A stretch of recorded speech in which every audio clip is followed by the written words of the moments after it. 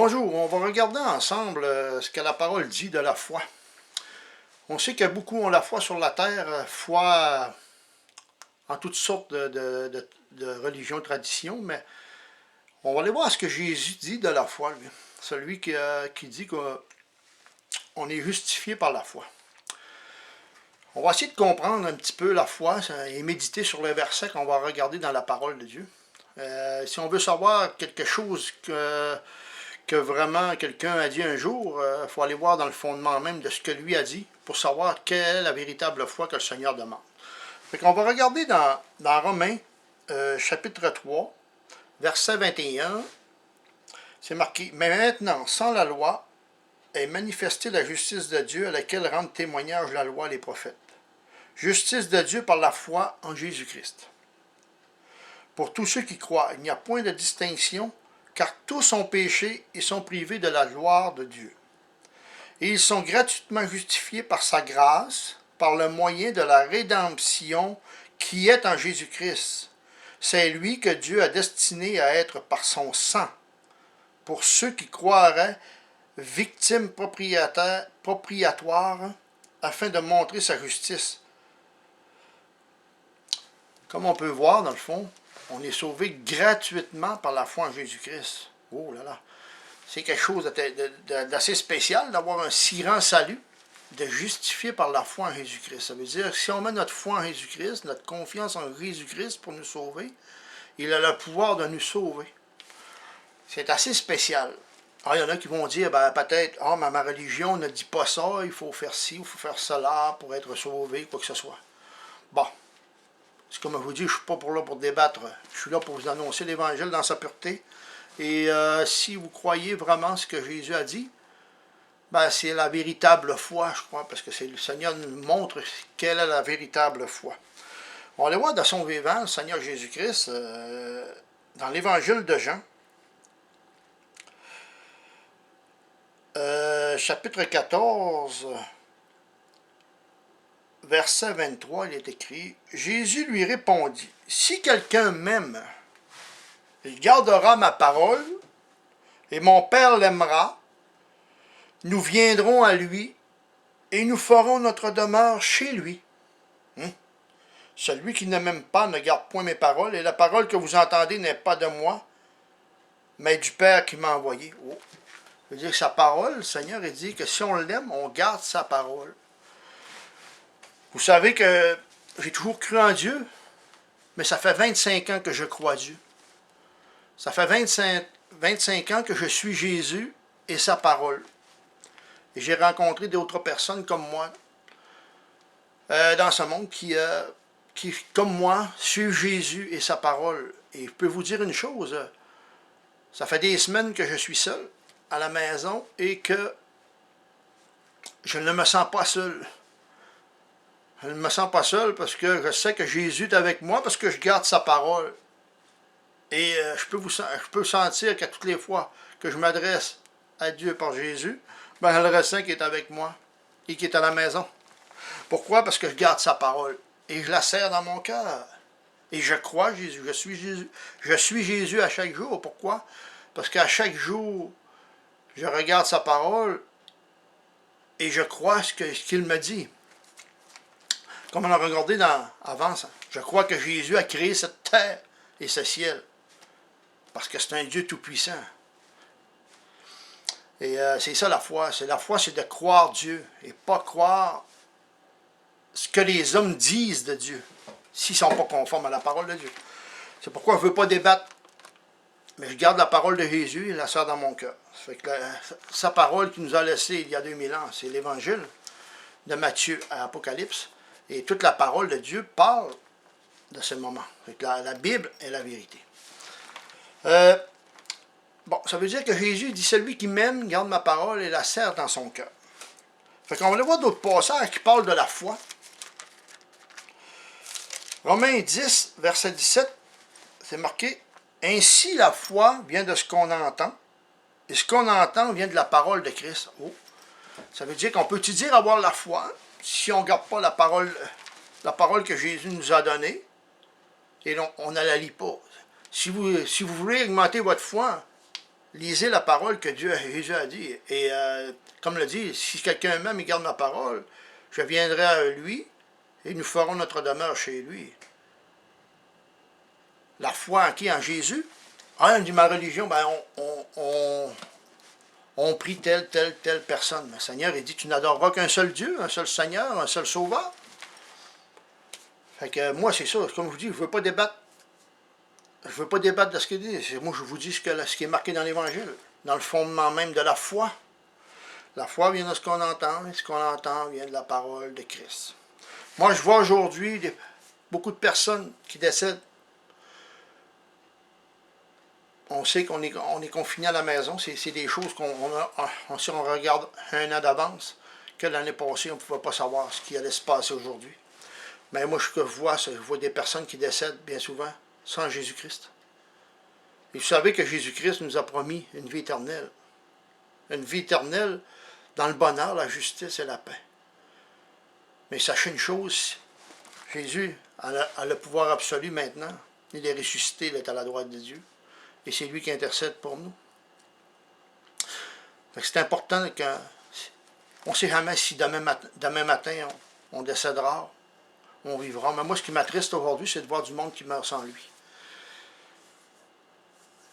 Mourir sans Jésus, lui qui a vaincu la mort, et qui l'a prouvé pendant 40 jours en ressuscitant à 500 personnes qui l'ont vu ressusciter pendant 40 jours, et qui ont continué jusqu'à la mort par la foi en Jésus quand il est monté au ciel. Ces hommes ont continué à prêcher sa parole, à lui dire que le Seigneur les sauvait jusqu'à la fin. Il y en a qui ont été décapités à Rome. Il y en a qui ont été crucifiés à Rome. Il y en a qui ont été persécutés jusqu'à la mort par la foi en Jésus. Pourquoi? Parce que ce monde n'accepte pas Jésus. Parce que ce monde n'accepte pas ce qu'il ne voit pas. Puis malheureusement, c'est ça, la foi, c'est de croire sans voir. Parce qu'on va aller voir d'autres passages qui parlent de la foi encore. On va aller voir dans Hébreux, chapitre 11, qui parle de la foi et des héros de la foi. Vous irez le lire au complet, parce que c'est ça, ça parle des héros de la foi depuis Abraham et tout. Or, la foi est une ferme assurance des choses qu'on espère, une démonstration de celles qu'on ne voit pas. Oh, une ferme assurance des choses qu'on espère, une démonstration de celles qu'on ne voit pas. Au chapitre 11, verset 1. Eh bien, ça veut dire que la foi, c'est une ferme assurance des choses qu'on espère, une démonstration de celles qu'on ne voit pas.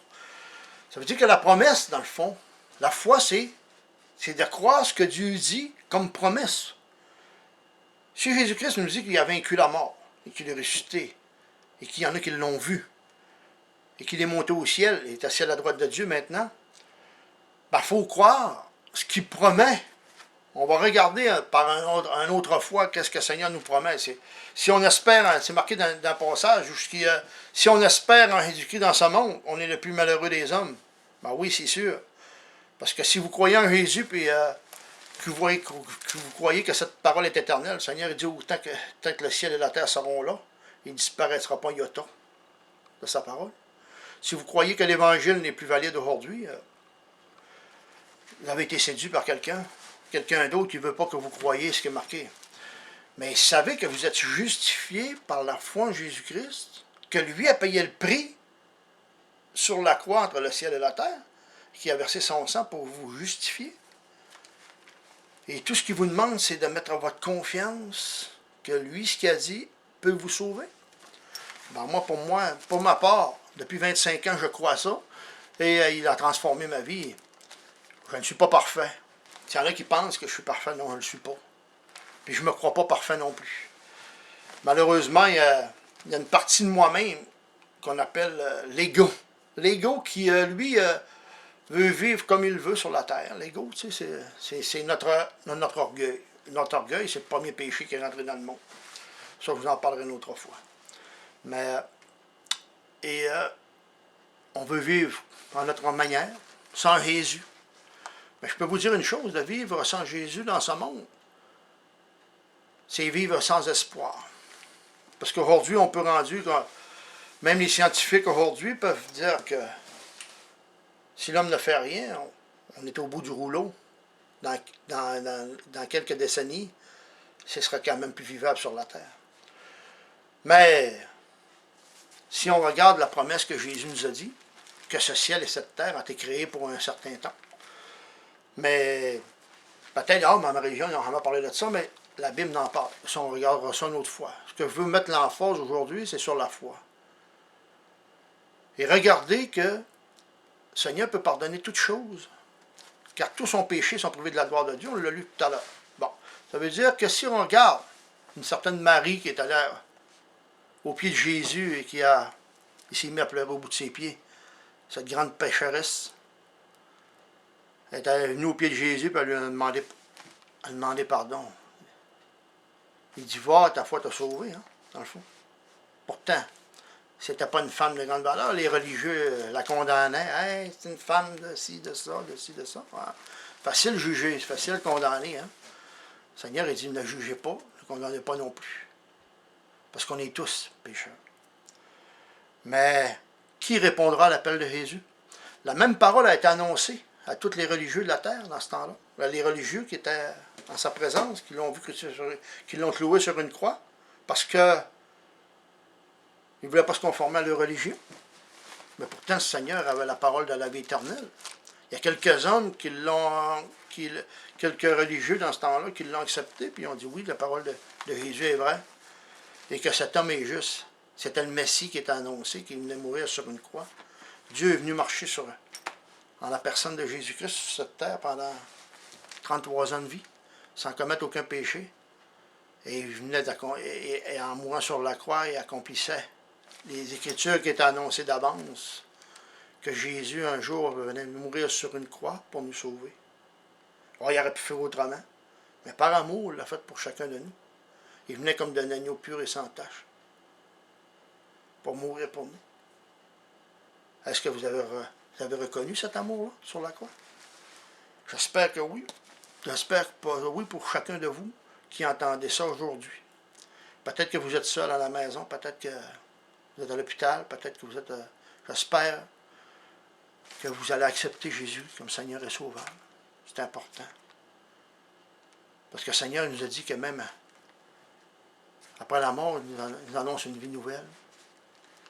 Une vie où si la justice régnera, il n'y aura plus d'injustice, ni de guerre, ni de choses semblables.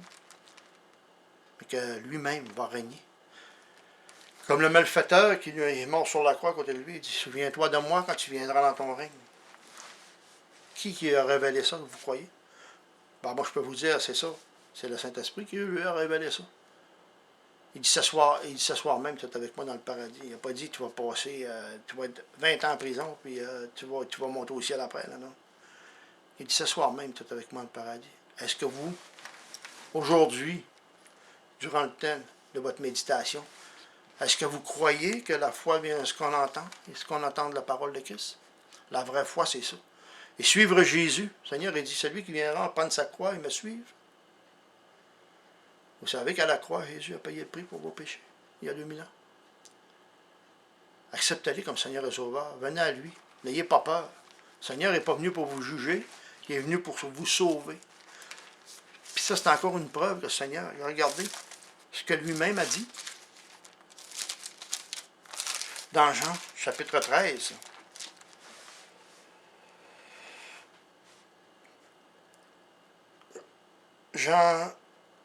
Jean, chapitre 12,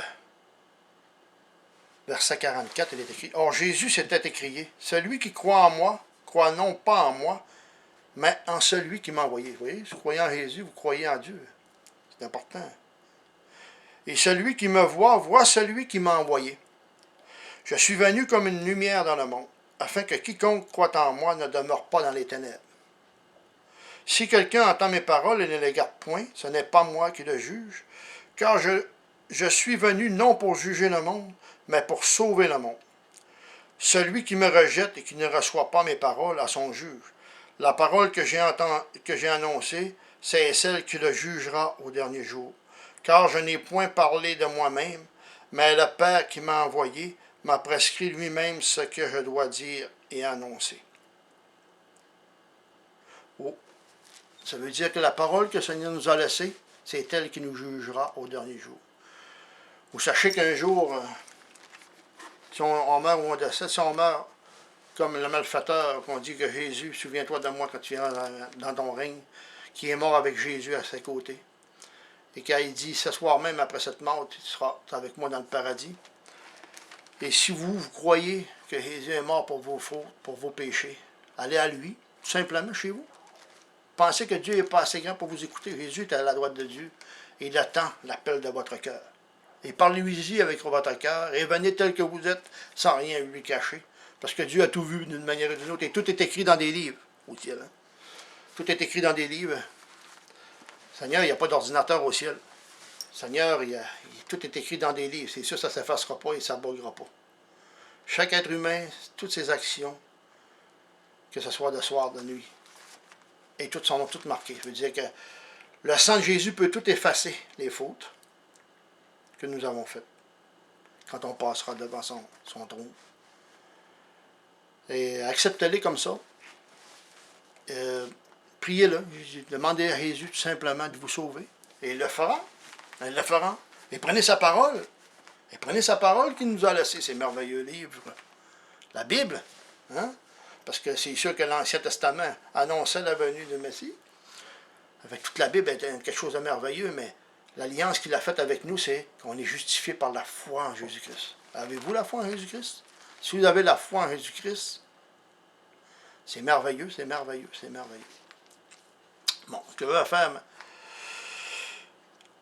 fait que pour ça, je vais vous laisser ça et j'espère que ceux qui écouteront cette vidéo pourront croire que Jésus est le Sauveur et qu'après cette vie, peu importe, parce qu'un jour on mourra tous, on ne sait pas quand, mais si on meurt sans Jésus, c'est mourir sans la lumière, c'est mourir sans le Sauveur. Et dans une prochaine vidéo, on regardera ses promesses. Encore là, c'est croire ce que Dieu dit, et croire en ses promesses aussi. Parce que si on meurt, on croit en Jésus, mais qu'est-ce qu'il nous promet après cette vie? On regardera ça ensemble, les promesses. Parce que tout est écrit après cette vie, comment ça va fonctionner. Et il s'agit de regarder de regarder la parole de Dieu pour savoir quelles promesses qu'il nous réserve pour la vie éternelle. Bon, je vous remercie et que Dieu vous bénisse et qu'il puisse faire comme moi depuis 25 ans que je suis Jésus et sa parole. Oui, c'est peut-être pas populaire dans ce monde, mais sachez une chose, quand vous avez Jésus avec vous, vous savez qu'il demeure avec vous, c'est tellement rassurant. J'espère pour vous aussi que vous ferez le bon choix. Je vous remercie, que Dieu vous bénisse. Amen.